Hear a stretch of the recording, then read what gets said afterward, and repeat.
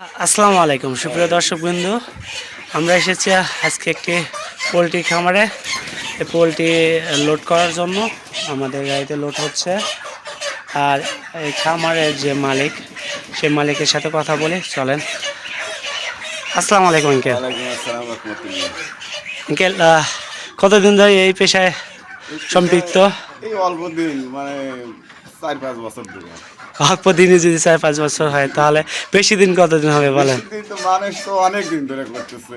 আচ্ছা আচ্ছা, 30-40 বছর ধরে করতেছে, আমরা তো অল্প দিন ধরে করতেছি। যাক, তাহলে আপনি এই যে এখানে আসা সূচনাটা কেমন ছিল, কিভাবে শুরু করেছিলেন? শুরু করছিলাম আমি, অর্থাৎ আগে মাছের ব্যবসা করতাম। জি জি এখনো সকালে ভোরবেলা করি, 1 ঘন্টা 1.5 ঘন্টা 2 ঘন্টার ব্যবসা করি। জি। যে এই পাশেই আমার বন্ধু খামার করছিল, তো আমি ওই জায়গায় একটা দোকান নিয়েছিলাম। ওই দোকানে জায়গায় আসছিল, তো কইলাম তাহলে আমি 120 টা মাল নেবো, এলা যদি দেওয়া বন্ধু, তাহলে আমি একটু ব্যবসা চালু করে রাখছি। 120 টা ওর কাছ থেকে নিয়ে আমি ওই জায়গায় পালছিলাম। মাল তো ভালোই, আল্লাহ রেজাল্ট দিয়েছিল। 120 টা মালে আমার 14,000 টাকা কামাই হয়েছিল একটা 120 পিসে। মাল। এখন মালের দাম আসলে 115 টাকা কেজি, এই মালের দাম হলো 150 টাকা কেজি। আচ্ছা, আলহামদুলিল্লাহ। আলহামদুলিল্লাহ, আল্লাহ খুব ভালো খাওয়া দিয়েছিল। ওখান থেকে শুরু বাড়ির যা খামার করলাম, এই এদিক সেদিক করে রেন্টিন হয়ে বাড়ির ঘর তুলে ওই ঘরে প্রথম সেদিক তুললাম। ওই সেটাই আমার 14,000 টাকা 15,000 টাকা আবার লাভ হইলো। কতদিন পেলে? ওটা 34 দিন পাচ্ছিলাম। 34 দিন। আপনি টোটাল 34 দিন করে মুরগি পালেন? 36 দিন। আচ্ছা আচ্ছা আচ্ছা, তারপর তখন থেকে ইনশাল্লাহ শুরু হয়ে এদিকে ব্যবসা করতে করতে এখানে এসে এই জায়গাটা ভাড়া পাইলাম।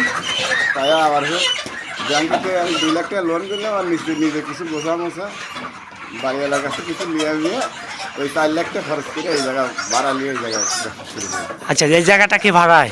হ্যাঁ, জায়গাটা ভাড়া জায়গা। এখন কি লোন আছে নাকি লোন পরিশোধ হয়? লোন আমার এখনো আছে কিছু। আচ্ছা আচ্ছা, যাক আলহামদুলিল্লাহ। কিছু যেহেতু বলছেন, সেহেতু কিছুই আছে ইনশাল্লাহ। কিন্তু এটাও শোধ হয়ে যাবে, আশা করা যায়। আচ্ছা, সেটাই আল্লাহ দিলে কিছু কামাই হবে, কিছু দিয়ে দেবো। জি জি, তাহলে কমে আসছি না। আর আবার নিজের মতো মাল চলবো, যদি আল্লাহ কিছু দেয় তাহলে আবার কিছু দেবো, তাহলে আমার ঋণটা পরিশোধ হবে। জি জি। এটাই আল্লাহ এই ব্যবস্থা রাখছে। আচ্ছা, আপনার পরিবারে কে কে আছে? পরিবারে আমার 2টা ছেলে আর 1টা মেয়ে। ছেলে 2টা কি পড়াশোনা করে? ছেলে 2টা না, এখনো পড়াশোনা করে না, 2টোই বিয়ে করে ফেলাইছে। একটা মুরগিরই ভাড়ামে থাকে, যে আলামিন ভাই ডিলার, জি জি জি। তার সাথেই থাকে। আচ্ছা আচ্ছা, মনে হয় চাকরি করে, আর আমি যে ব্যবসা করি। আপনার শুধু এই খামারটা দিয়ে সংসার চলে নাকি অন্য পাশে কিছু? মাছ বিক্রি করি। আচ্ছা, মাছ বিক্রি করেন? ভোরে আরতে যা মাছ এরিয়া মনে হয় 2 ঘন্টায় না হেলিকপ্টার দেখে ফিরে হয়ে যায়, সারাদিন আমি খামারে। ও, খামারের রোগ বালাই বলতে খালি শুধু ঠান্ডায় থাকে নাকি? ঠান্ডা অন্য আপনার তো 5 বছর অভিজ্ঞতা, সেক্ষেত্রে কি সবগুলো মুরগি ভ্যাকসিন করা থাকে? হ্যাঁ, আমার তো ভ্যাকসিন মনে হয় পানিতে গোলা খাওয়াই, আর তো সমস্যা নেই। রানীক্ষেত কি কখনো সম্মুখীন হয়েছিলেন? রানীক্ষেতে একবার একসাথে আমার 55 একটা লস গেছিল। ওই সেটা কি মুরগি মারা গেছিল? রানীক্ষেত জাম্বুর এটা দোষ ছিল, মুরগিকে জন্ডা মেশিন খাওয়াইলাম, তা খাওয়া কিন্তু কাজই হলো না।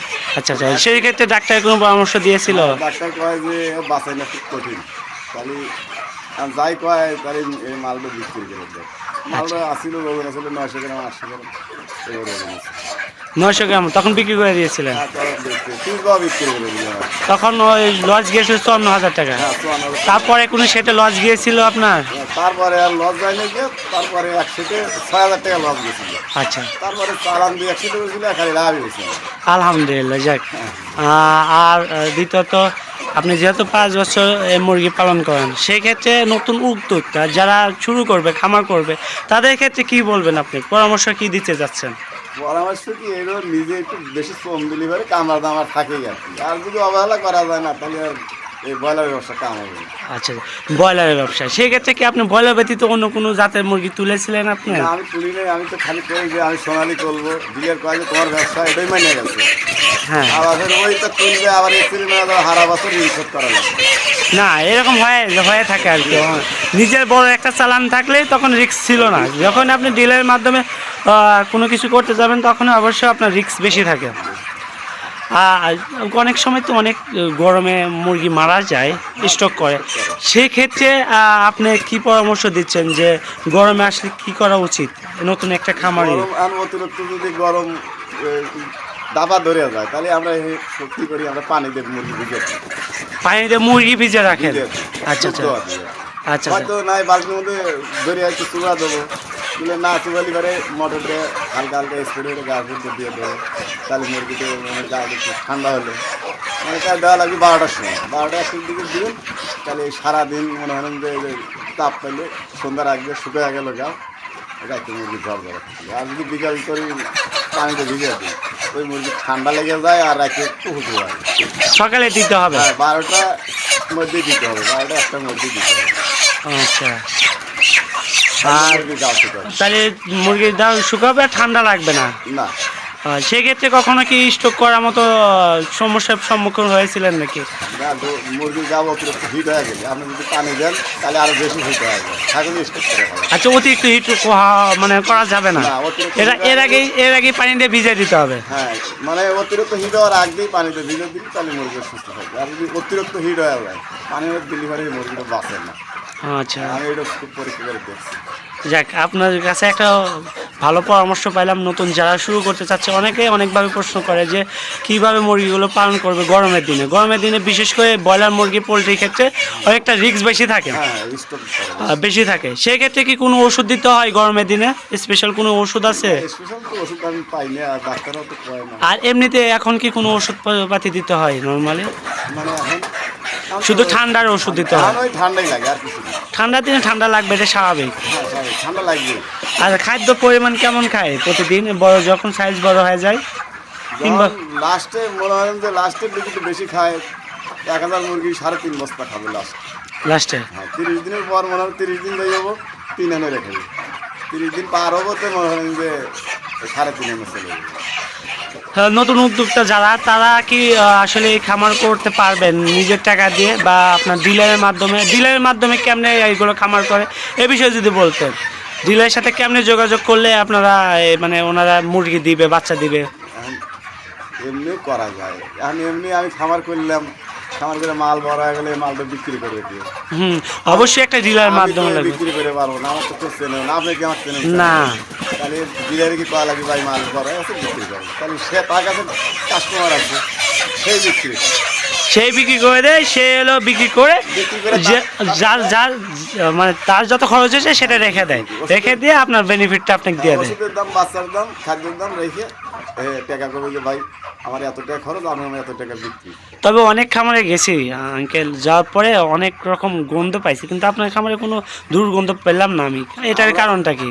কারণ হলো আমরা এই 1 দিন 2 দিন পর পরই তুষ তুলে শুকাই, আচ্ছা কটকটকা শুকাইয়া আবার নতুন তুষ দিয়ে এই তুষ মিক্সার করে আবার দিয়ে দিই।